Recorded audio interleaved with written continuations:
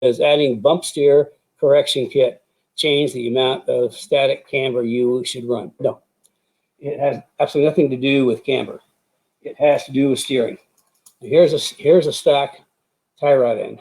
Okay, now this is the OE quality forged bump steer tie rod end that we use, and you can see it's got an extended shaft, which is what we want to do. We want to try to get the bump steer, try to make the tie rod parallel to the lower control arm. This is the one we use, and a lot of people have like rod ends went out there, and I'm not a big fan of that, at least for S197s, because you got a rod end, and most of them don't use very good quality, and they rattle, and you have to play with adjusting it. That's really simple. You bolt it on; it's greasable. So it has absolutely nothing to do with camber. It has everything to do with bump steer.